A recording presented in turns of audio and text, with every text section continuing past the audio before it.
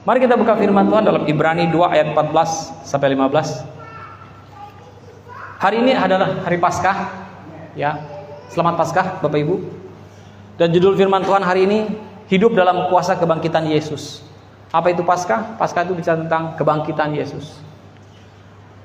Nah, kalau kita mengingat kembali, saya mau mengingatkan kembali kata Paskah pertama kali terjadi di kitab Keluaran. Ya, ketika bangsa Israel disuruh Tuhan untuk mengoleskan darah di ambang pintu atas dan kiri kanan, mengoleskan darah anak domba. Nah, di situ Tuhan katakan bahwa dia akan ada pemusnah, ada pembinasa keji, pembinasa ya, yang akan membinasakan anak-anak sulung. Tetapi apabila ada darah di ambang pintu rumah, maka dia akan melewati. Perhatikan kata melewati. Melewati itu apa? Melewati itu dalam bahasa Inggrisnya adalah Passover. Nah, itu dalam bahasa Ibraninya adalah Pesak. Kalau dalam bahasa kita adalah Paskah. Jadi artinya Paskah itu sudah dilewati. Dari apa? Dari kematian. Itu arti Paskah. Kebangkitan Yesus bukti bahwa dia telah melewati kematian. Amin. Kebangkitan Yesus bukti bahwa kematian dikalahkan, bahwa kematian itu tidak berkuasa atas Yesus dan atas hidup kita yang telah percaya kepadanya. Amin. Kita baca firman Tuhan, bagaimana apa yang mau firman Tuhan sampaikan kepada kita hari ini, bagaimana hidup dalam kuasa kebangkitan Yesus. Kita buka dalam Ibrani pasal yang kedua ayat yang ke-14. Karena anak-anak itu adalah anak-anak dari darah dan daging. Siapa yang dimaksud anak-anak itu? Yang dari darah dan daging, saudara dan saya. Oke? Anak-anak itu adalah anak-anak dari darah dan daging. Maka ia juga, siapa ia itu? Yesus. Maka ia juga menjadi sama dengan mereka, dengan kita, dan mendapat bagian dalam keadaan mereka. Jadi waktu Yesus Kristus datang dalam dunia ini, dia menjadi bagian sama seperti kita, mengambil bagian dalam bentuk diri kita, yaitu menjadi darah dan daging. Oke Bapak Ibu, amin. Maka Yesus juga menjadi sama dengan mereka dan mendapat bagian dalam keadaan mereka, supaya oleh kematiannya ia memusnahkan dia, yaitu iblis yang berkuasa atas maut. Jadi apa tujuannya dia mengambil bagian dalam darah dan daging? Supaya dia bisa mengalami kematian. Karena yang mau diselesaikannya adalah kematian. Problem masalahnya adalah kematian. Sewaktu Pesak, sewaktu Paskah, apa yang dilewati? Ya, dia melewati umatnya dari kematian. Nah, oleh sebab itu dia harus mengambil bagian dalam bentuk tubuh manusia, yaitu blood and body, ya, tubuh, darah dan daging, flesh, daging, ya, blood, darah. Nah, jadi seperti itu. Kenapa harus mengambil bagian itu? Supaya dia bisa mati. Kalau tidak, dia nggak bisa mati. Kalau dia nggak bisa mati, tidak bisa selesai. Misi penyelamatan tidak akan terjadi. Nah, ketika dia mengambil bagian itu, mengambil kebagian darah dan daging, lalu dia mati. Nah, kemudian karena kuasa karena dia adalah Tuhan, maka dia melewati kematian itu dengan bangkit dari kematian. Nah, disitulah kemenangan terjadi. Amin. Supaya oleh kematiannya ia memusnahkan dia, yaitu iblis yang berkuasa atas maut.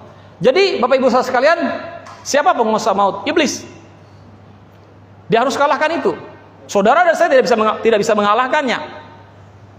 Dan Bapak Ibu, kabar buruknya bagi manusia, yang harus mengalahkannya itu adalah manusia. Kabar buruknya adalah manusia tidak bisa mengalahkannya. Nah, oleh sebab itu, dia Tuhan menjadi manusia, sebagai diri kita, mengalahkan iblis, mengalahkan maut. Amin. Ayat 15.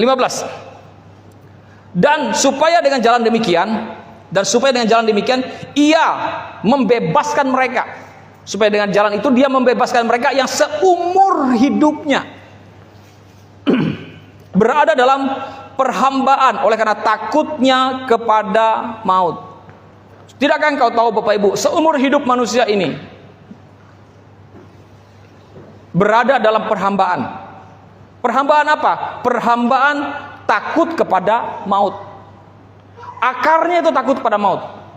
Akar manusia ini, akar segala dosa, itu akar segala kesalahan, akar segala apa yang terjadi dalam kehidupan kita itu adalah takut kepada maut. Ketakutan akan maut inilah yang Tuhan selesaikan. Makanya dia katakan, dan supaya dengan jalan demikian ia membebaskan mereka yang seumur hidupnya, membebaskan kita yang seumur hidup kita berada dalam perhambaan oleh karena takut kita kepada maut. Jadi Bapak Ibu Saudara sekalian, ya, jangan lagi takut kepada maut, karena Yesus Kristus sudah mengalahkannya.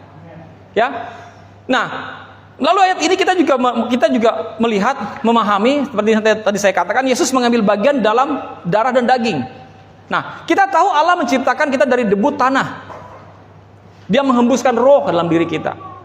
Debu tanah inilah yang diambil Yesus menjadi bagian yang Tuhan Yesus mengambil bagian dalam tubuh yang diciptakan melalui debu tanah ini. Lalu kita dihembuskan roh, ya. Dan kita adalah memiliki jiwa dan tinggal dalam tubuh. Kita adalah manusia roh, kita memiliki jiwa dalam diri kita, lalu kita tinggal di dalam tubuh kita. Ya, kita adalah manusia roh, oke, yang memiliki jiwa dan tinggal dalam tubuh. Nah, kitalah satu-satunya ciptaan Tuhan juga yang dibentuk dengan tangannya. Itu istimewa. Jadi ada keistimewaan dengan diri kita.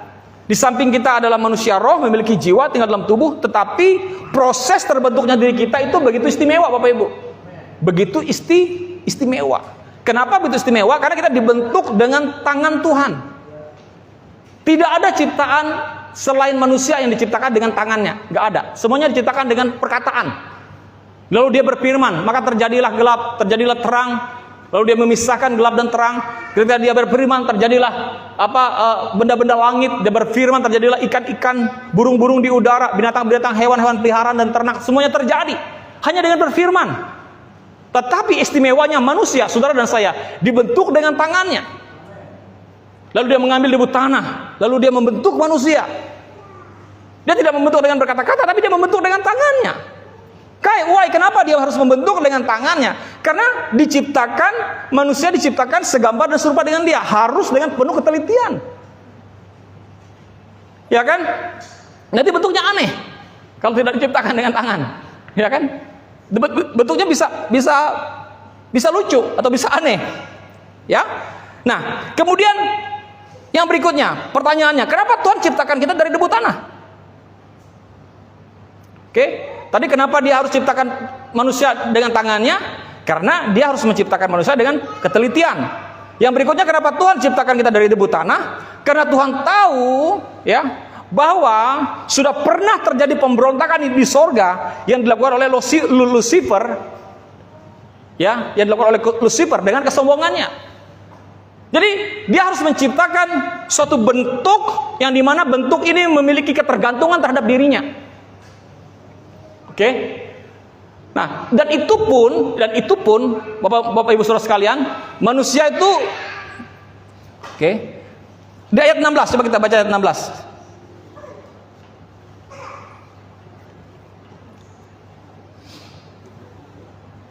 Sudah?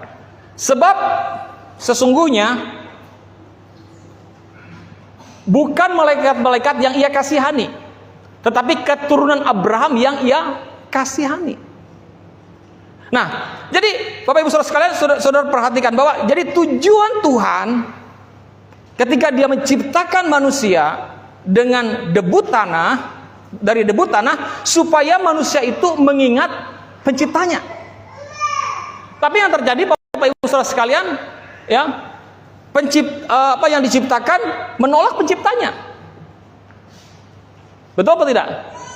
Nah, kemudian apa yang terjadi Bapak Ibu Saudara sekalian? Supaya manusia itu sadar akan Tuhan. Ada ketergantungannya kepada Tuhan.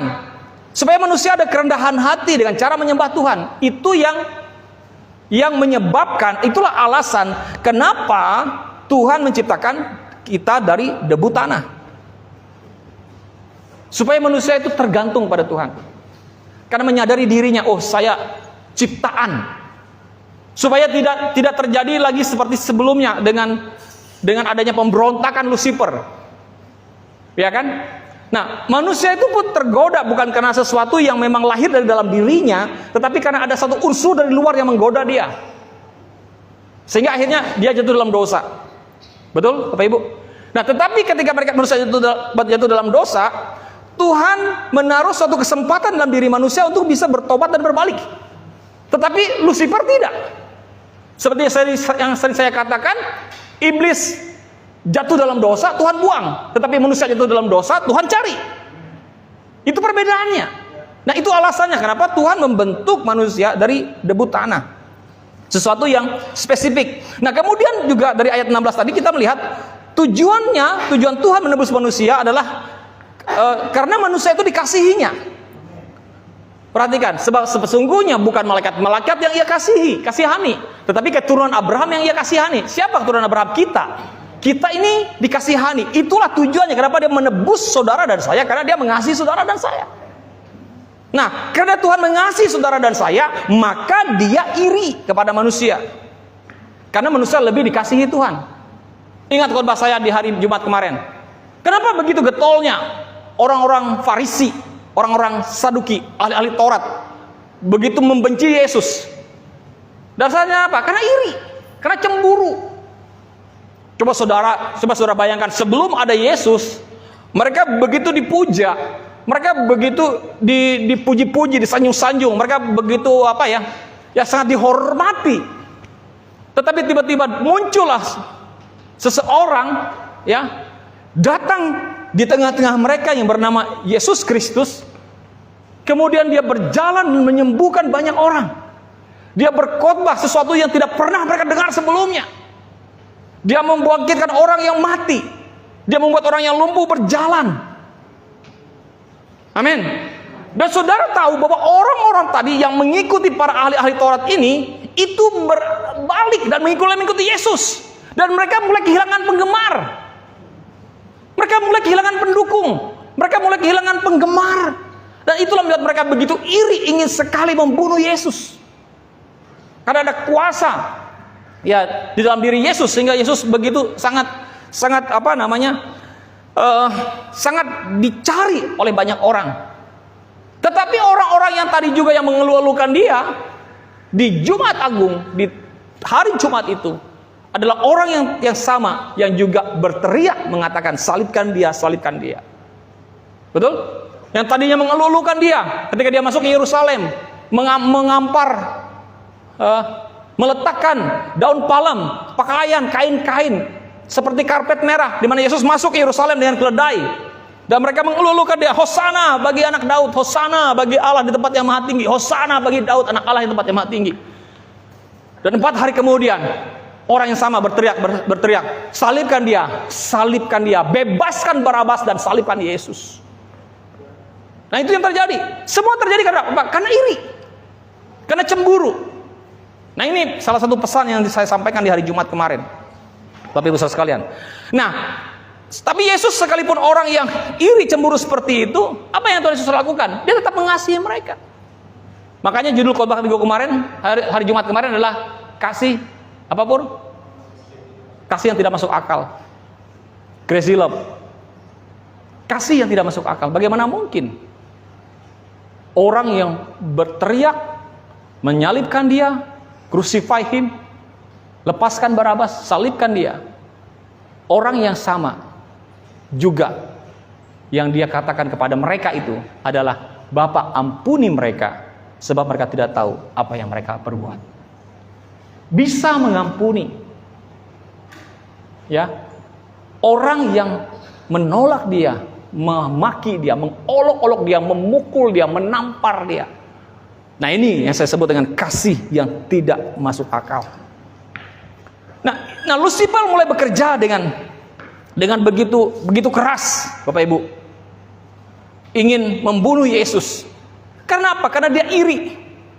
Karena manusia begitu dikasihani. Dia jatuh dalam dosa, tidak ada usaha untuk menyelamatkan dia. Karena memang bentuknya berbeda, karena di mereka berbeda. Tapi manusia diciptakan segambar, sama dengan Tuhan, serupa dengan Tuhan. Makanya ketika dia jatuh, manusia dicari Tuhan. Nah, kemudian yang berikutnya Bapak Ibu saudara sekalian, yang saudara harus pahami Rancangan Allah ketika dia menciptakan manusia, tidak pernah Allah merancangkan manusia itu untuk mati. Nggak pernah. Dia tidak ciptakan manusia, aku ciptakan engkau nanti kamu mati. Demikian juga orang tua. Saudara dan saya tidak pernah melahirkan anak-anak kita untuk rancangan hal yang buruk untuk masa depan mereka. Jadi kita saja manusia tidak merancangkan itu, apalagi Tuhan, Bapa yang baik. Kaulah Bapakku yang baik, tak pernah rancangkan yang jahat bagiku. Itu ada lagunya. Tak pernah merancangkan yang jahat. Nah, jadi selain dia merancangkan manusia dengan rencana yang tidak pernah menciptakan manusia untuk mati, dia juga menciptakan manusia dengan penuh kuasa. Dia tidak ciptakan dengan rencana untuk mati, dan dia juga ciptakan manusia dengan penuh kuasa. Tetapi apa yang terjadi? Dosa masuk dan merusak semuanya. Sehingga apa? Sehingga maut pun masuk ke dalam diri manusia. Dosa masuk, merusak semuanya. Merusak yang tadi rencana, bukan karena Tuhan, tetapi karena dosa. Karena perbuatan manusia, karena free will, karena kehendak bebas yang sudah sering saya sampaikan pada saudara di tempat ini. Saudara paham itu. Ya, bahwa karena free will, karena kehendak bebas manusia untuk memilih, bahwa mereka memilih untuk menolak Tuhan. Ya memang berisiko. Allah menciptakan manusia dengan meletakkan kehendak bebas dalam dirinya, itu sangat berisiko besar. Dan resikonya itu memang terjadi. Apa resikonya? Yang diciptakan menolak penciptanya. Itu resikonya. Sehingga apa? Sehingga ketika mereka menolak untuk taat dengan Tuhan, dosa mulai merusak, kemudian maut masuk, sehingga manusia menjadi lemah. Dampak dari maut tadi adalah manusia menjadi lemah, lalu sakit, dan manusia menjadi mati. Saya mau bertanya Bapak Ibu Saudara sekalian, persentase manusia yang mati dalam dunia ini lebih banyak oleh karena mati atau lebih banyak oleh karena kecelakaan? Sorry, lebih banyak oleh karena sakit? Manusia mati dalam dunia ini lebih banyak oleh karena sakit atau oleh karena kecelakaan atau oleh hal yang lain? Oleh karena sakit. Iya, oleh karena sakit. Ya, bukan karena insiden tertentu ya adalah, tetapi kalau karena sakit, ya kan? Bahkan hampir setiap hari, bukan hampir, setiap hari ada manusia yang mati. Betul? Saudara percaya itu setiap hari ada manusia yang mati? Seluruh dunia ini maksud saya. Ya pastilah ya. Bahkan mungkin ribuan manusia mati setiap hari di dunia ini. Dan oleh karena sakit penyakit. Nah, oleh sebab itu Bapak Ibu, maut masuk. Maut itu apa? Mati, kematian. Jadi manusia, dampak daripada dosa tadi, manusia menjadi lemah, menjadi sakit, dan manusia mati. Oke? Tetapi Bapak Ibu, ketika semua peristiwa itu terjadi, upah dosa adalah maut, menyebabkan kematian. Apa yang terjadi? Yesus Kristus melakukan. Dia datang ke dalam dunia dan dia berkata, "Aku datang memberi hidup, dan supaya engkau hidup dalam segala kelimpahan." Jadi bukti bahwa Yesus tidak merancangkan kematian adalah dia memberi hidup. Kalau dia merancangkan kematian, ngapain kasih hidup lagi? Ya mati aja. Ya kan? Yang sembuh, yang sakit disembuhkan. Oke, yang sakit disembuhkan. Firman Tuhan mengatakan, Dia yang mengampuni segala kesalahanmu dan menyembuhkan segala penyakitmu. Nah, dari firman-firman yang kita dengar, yang kita baca dalam Alkitab, menunjukkan bahwa Tuhan tidak pernah merancangkan kematian. Tuhan tidak pernah merancangkan sakit penyakit. Betul? Bagaimana mungkin saudara bisa berpikir bahwa penyakit dari Tuhan? Bagaimana mungkin kematian datang dari Tuhan? Sementara firman Tuhan mengatakan Dia menyembuhkan penyakitmu. Untuk apa Dia menyembuhkan?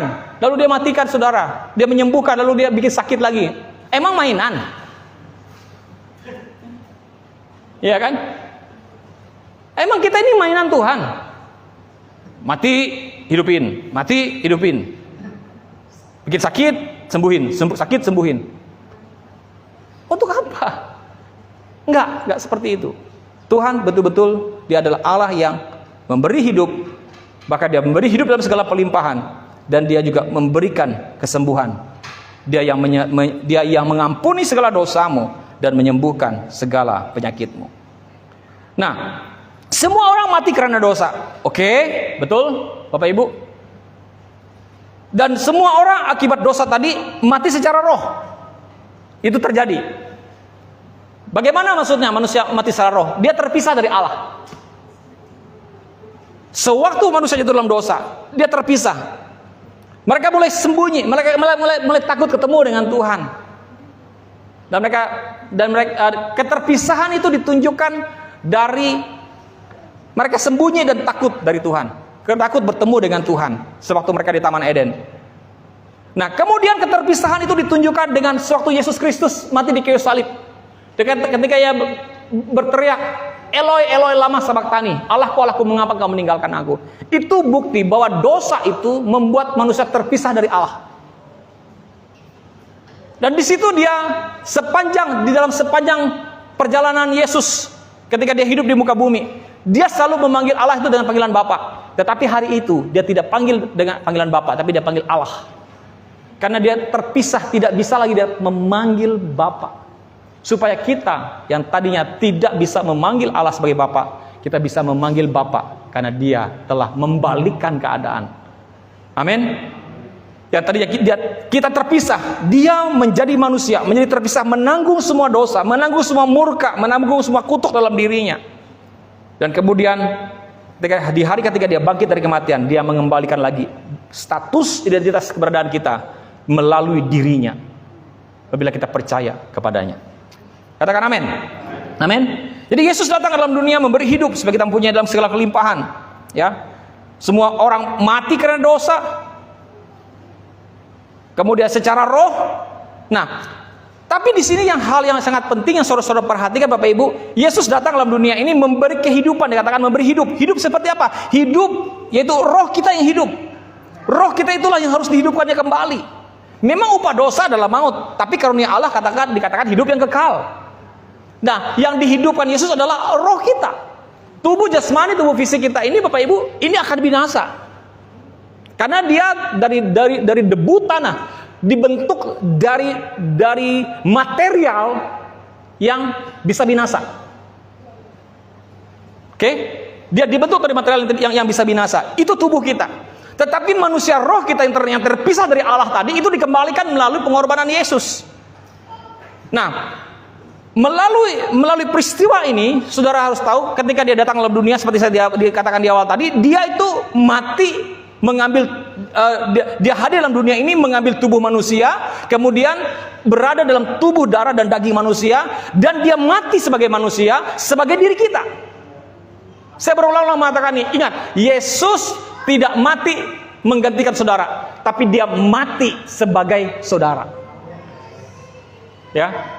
Ingat, ini pengajaran hal baru yang harus kita pahami. Yesus tidak mati tidak hanya menggantikan saudara, tetapi dia mati sebagai saudara dan saya, sebagai manusia. Ini yang saudara harus ingat-ingat.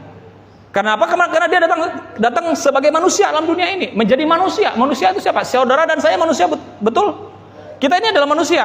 Nah, berarti kalau dia sebagai manusia, datang sebagai manusia, menjadi manusia, berarti kita. Jadi berarti dia menjadi diri kita.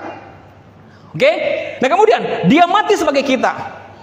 Kematiannya juga adalah kematian kita. Kemudian kebangkitannya juga adalah kebangkitan kita juga. Dan kehidupannya, hidupnya dia itu hidup kita juga. Jadi sewaktu dia mati, kita juga mati. Sewaktu dia bangkit, kita juga bangkit. Dan sewaktu dia hidup, kita juga hidup. Oleh sebab itu, karena dia hidup, karena dia hidup dan kita juga hidup, seharusnya kualitas kehidupan kita hari ini adalah kualitas yang sama dengan kualitas hidupnya Yesus. Ini poin yang perlu digarisbawahi. Kenapa saya katakan kualitas hidup kita ini memiliki kualitas seperti Yesus? Karena firman Tuhan mengatakan Christ in me, rahasia yang berabad-abad, dari turunan ke keturunan, bahwa Kristus ada di dalam kamu. Jadi ketika ada Tuhan dalam hidup kita, maka kita memiliki kualitas hidup Tuhan dalam diri kita. Tapi kenapa kita tidak memiliki kualitas hidup Tuhan hari ini?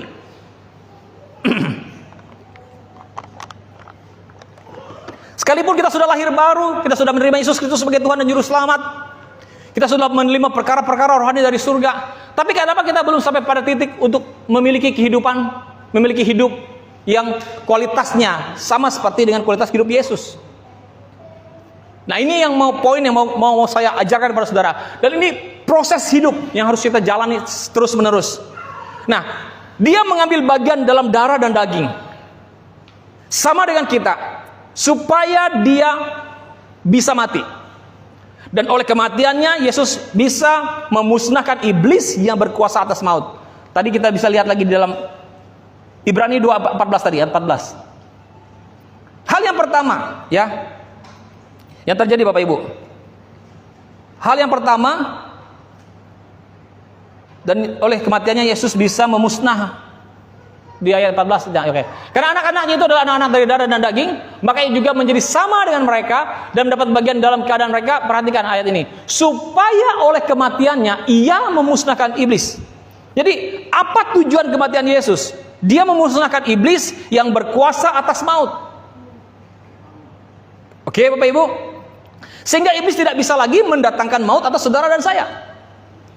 Jadi dia musnahkan iblis. Dia membinasakan. Apa yang dia binasakan? Kuasa iblis. Daya upaya iblis yang ingin membinasakan kita itu dia musnahkan. Bayangkan saudara, Bapak Ibu saudara sekalian, bagaimana caranya kita bisa memiliki hak istimewa supaya iblis tidak berkuasa di dalam kehidupan kita? Hanya dengan percaya kepadanya.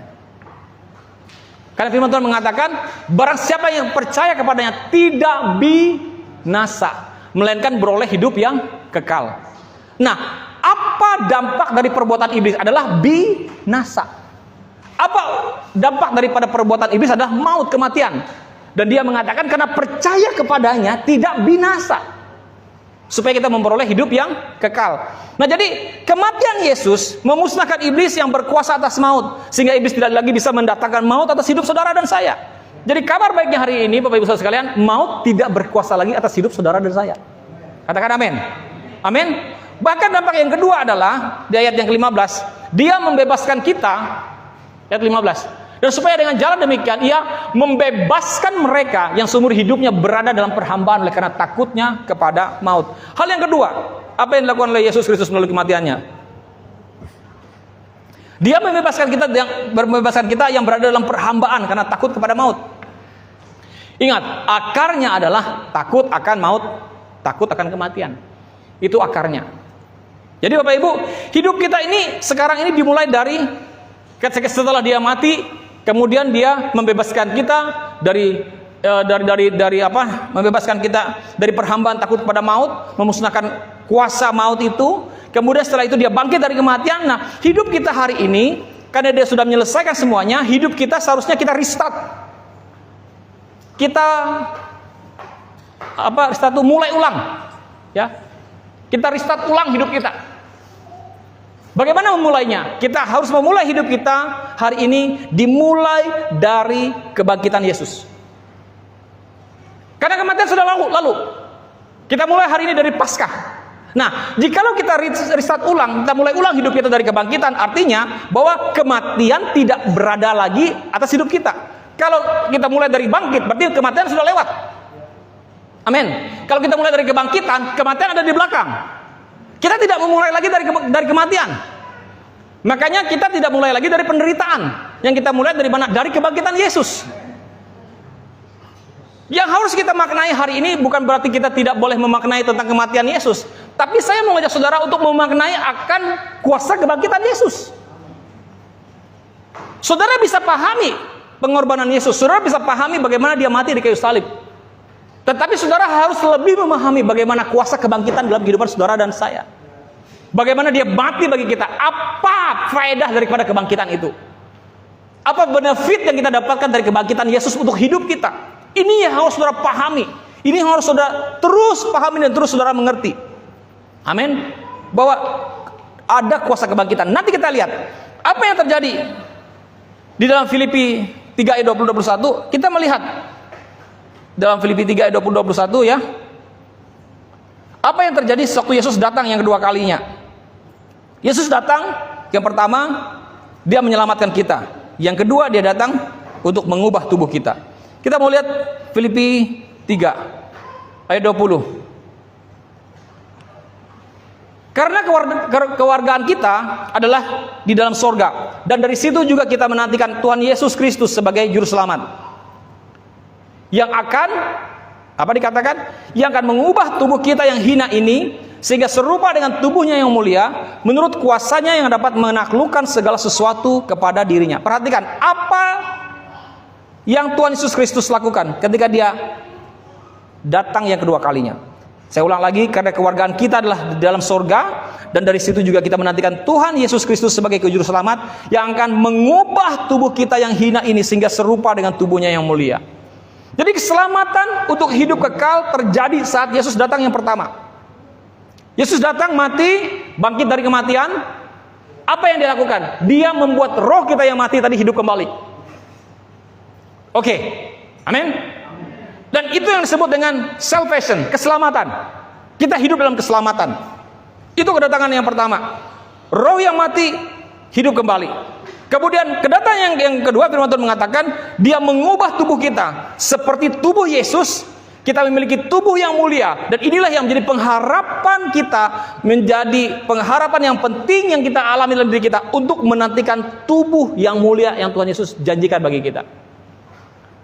Jadi bagaimana dengan tubuh jasmani ini? Tadi dia selesaikan roh, sudah selesai. Kita manusia yang baru, roh yang baru. Nah, bagaimana tubuh yang jasmani ini? Tubuh jasmani ini dia ubahkan dalam tubuh kemuliaan, sama seperti dia waktu dia berjalan di muka bumi ini. Ketika dia bangkit dari kematian, dia memakai tubuh jasmani, tubuh yang sama juga diberikan kepada saudara dan saya. Amin. Nah, itu pengharapan kita, itu yang kita nantikan. Nah, kemudian dalam Roma 8 ayat 22 sampai 23, saudara bisa lihat. Roma 8 ayat yang ke-22. Sama-sama kita baca. 1, 2, 3. Sebab kita tahu bahwa sampai sekarang segala makhluk sama-sama mengeluh dan sama-sama merasa sakit bersalin. Dan bukan 23. 1, 2, 3. Dan bukan hanya mereka saja, tetapi kita yang telah menerima karunia sulung roh, kita juga mengeluh dalam hati kita sampai menantikan pengangkatan sebagai anak, yaitu pembebasan tubuh kita. Tubuh kita diubah dari yang fana, dari yang hina, dari yang menjadi objek sakit penyakit, menjadi tubuh yang mulia. Tubuh kita seharusnya bisa memiliki kualitas hidup seperti Tuhan Yesus. Amin. Nah, waktu kita dilahirkan kembali, kita diciptakan dalam Yesus. Amin. Dimeterai oleh Roh Kudus. Itu firman Tuhan katakan. Bagaimana kita bisa memiliki kualitas hidup sama seperti Yesus? Nah, ini dia ayatnya. Kita coba buka dalam Roma 8. Ayat 10 sampai 11. Roma 8. Tetapi jika Kristus ada di dalam kamu, yuk coba kita baca sama-sama. Pelan-pelan, 1, 2, 3. Tetapi jika Kristus ada di dalam kamu, maka tubuh memang mati karena dosa, tetapi roh adalah kehidupan oleh karena kebenaran. Oke? Tetapi walaupun Kristus hidup di dalam saudara, tubuh saudara akan mati karena dosa. Tetapi roh saudara akan hidup sebab Kristus telah mengampuni saudara. Dan dia katakan, karena Kristus ada di dalam kamu, maka tubuh memang mati karena dosa. Ya memang Yesus ada dalam diri kita. Kita memiliki manusia yang baru, tapi tubuh kita ini binasa karena yang terbuat dari darah dan daging tadi.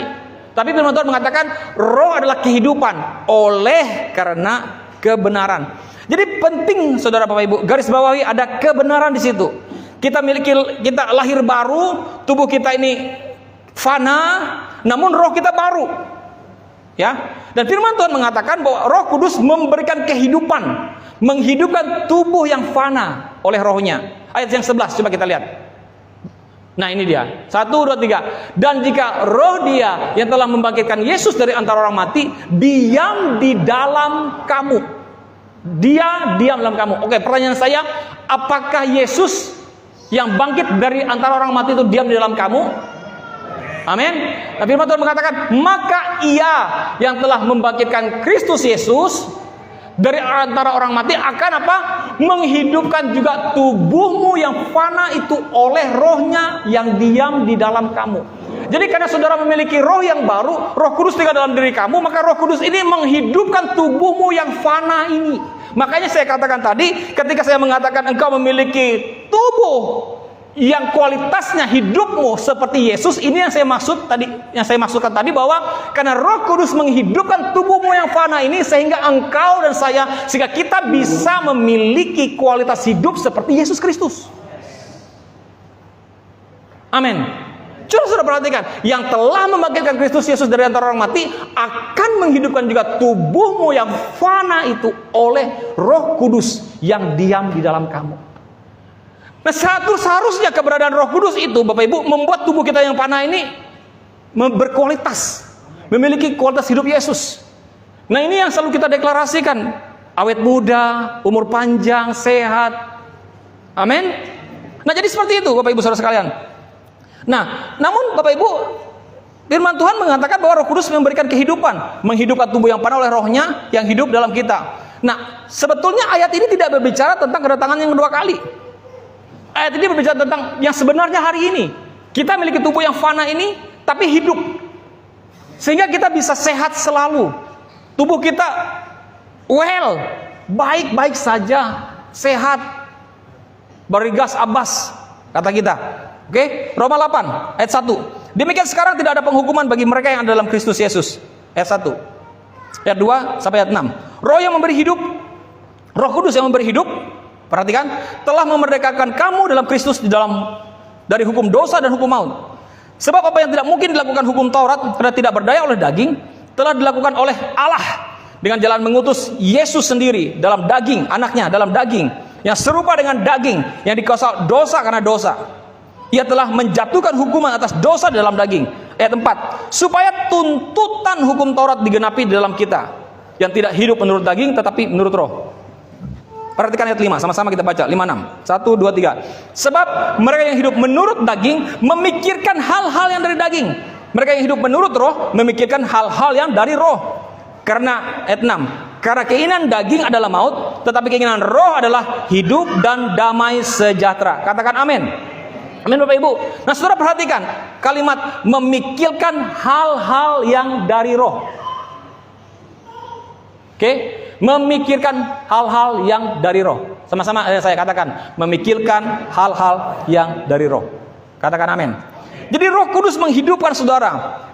Ada keinginan Roh Kudus. Jadi apa keinginan Roh Kudus untuk saudara dan saya? Dia ingin menghidupkan kita. Di ayat 11 tadi, di Roma 8 ayat 11 tadi, dia menghidupkan kita. Tubuh yang fana kita ini dihidupkan oleh Roh Kudus. Nah, ayat ini memberitahukan kita supaya kita memikirkan hal-hal yang dari roh. Artinya apa? Memikirkan hal-hal yang dari roh adalah set your mind. Ya, set your mind on the spirit. Set your mind on the spirit. Atur ulang pikiranmu dalam roh. Nah, di Filipi 3 ayat 9. Filipi 3 ayat 9.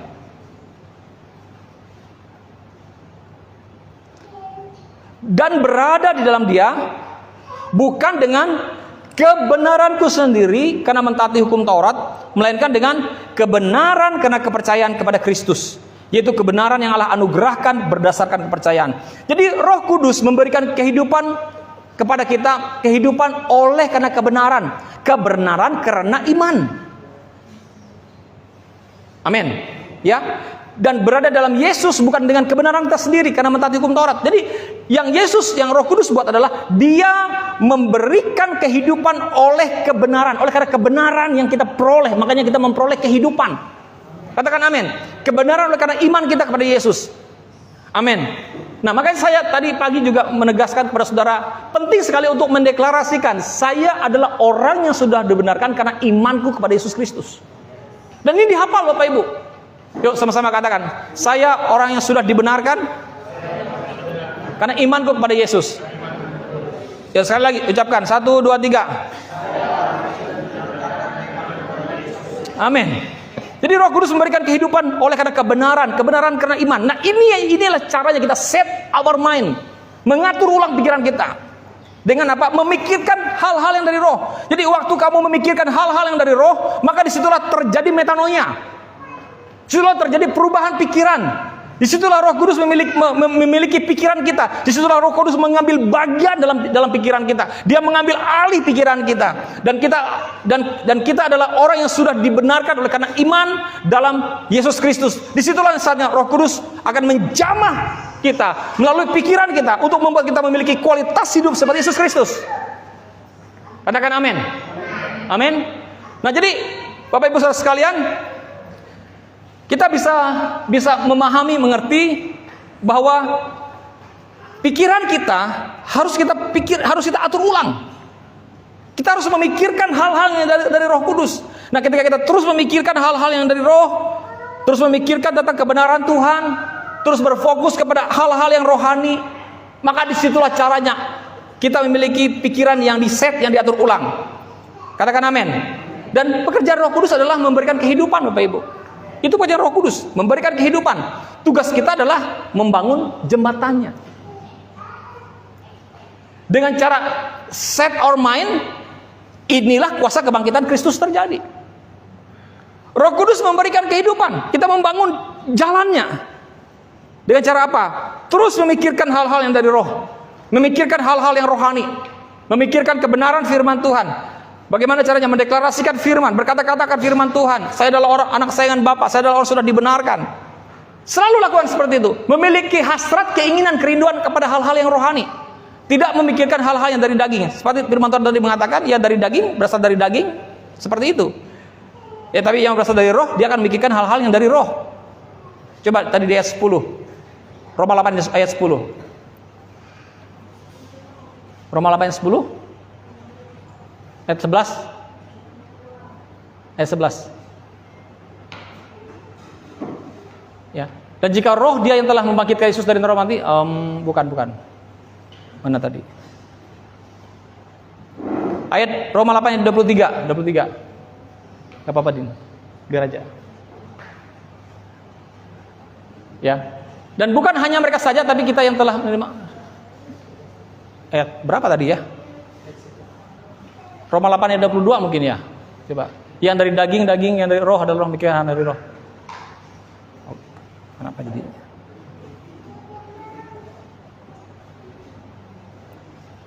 Oke, kita lanjut saja. Ya. Nah. Ayat 5. Roma 8 ayat 5. Ya. Sebab mereka yang hidup menurut daging memikirkan hal-hal yang dari daging. Mereka yang hidup menurut roh memikirkan hal-hal yang dari roh. Katakan amin. Mereka yang hidup menurut daging memikirkan hal-hal yang dari daging.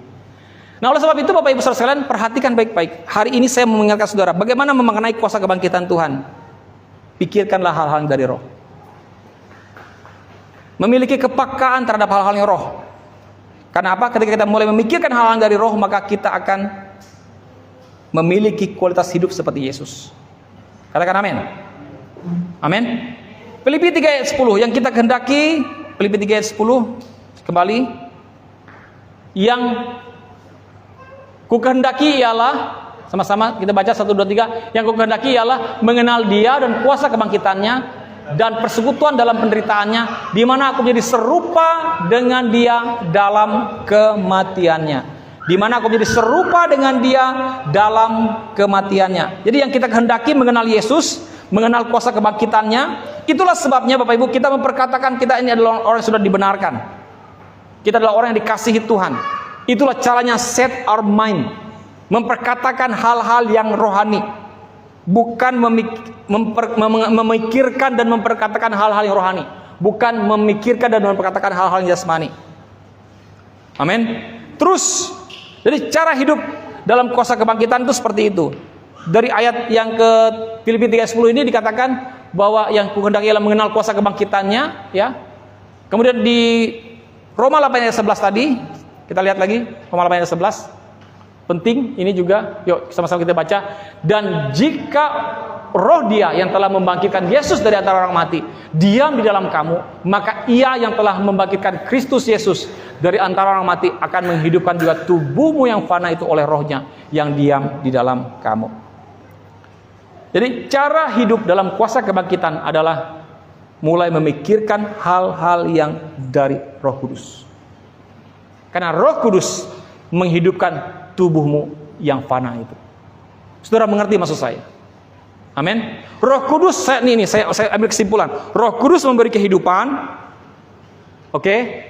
menghidupkan tubuhmu yang fana, supaya engkau memiliki kualitas hidup seperti Yesus. Tetapi kenyataannya kita belum sampai titik sungguh-sungguh hidup di dalam kualitas hidup Yesus. Oke? Nah, bagaimana supaya sampai pada titik ini? Kita semua sama-sama ini. Sama-sama untuk mencapai kualitas hidup seperti Yesus adalah kita mulai memikirkan hal-hal yang rohani. Makanya kita seringkali kalau saudara sakit deklarasikan, saya sehat, saya kuat, ya kan? Misalnya kita seringkali memperkatakan firman Tuhan, kita sudah sering praktekkan ini. Tidak masih arep, tidak mulai bersedih, tidak mulai tersedot oleh rasa sakit itu kan? Nah, itu caranya memikirkan hal-hal yang dari roh. Nah, makanya kita memiliki ketika itu terjadi karena tubuh kita adalah tubuh jasmani dari darah dan daging, dari debu tanah, dia bisa binasa, tetapi dia bisa dihidupkan. Sel-sel kanker mati, kita hidup, kita memiliki pulih hidup kita. Ada orang yang sakit dia bisa sembuh. Ada mujizat terjadi. Kenapa mujizat terjadi? Karena ada hal-hal rohani yang terjadi. Betul atau tidak? Nah, jadi inilah yang saya maksudkan, kita memiliki kualitas hidup seperti Yesus karena kita hidup di dalam kuasa kebangkitan yang dimana melalui, coba saudara perhatikan, yang telah membangkitkan Kristus Yesus dari antara orang mati. Ya, Dia yang telah membangkitkan Kristus Yesus dari antara orang mati akan menghidupkan juga tubuhmu yang panah itu oleh Roh Kudus, oleh Rohnya yang diam di dalam kamu. Ini titik ayat penting yang menjadi poin penting dalam khotbah hari ini, bahwa Roh Kudus menghidupkan tubuhmu yang fana itu oleh Rohnya yang diam di dalam kamu. Bagaimana caranya? Dari Roma 5 ayat yang ke Roma 8 ayat 5 tadi, 56 tadi, bahwa memikirkan hal-hal yang dari Roh. Katakan amin. Amin. Kita mau mendapatkan kuasa kebangkitan yang sama seperti Yesus, Bapak Ibu. Saudara mau?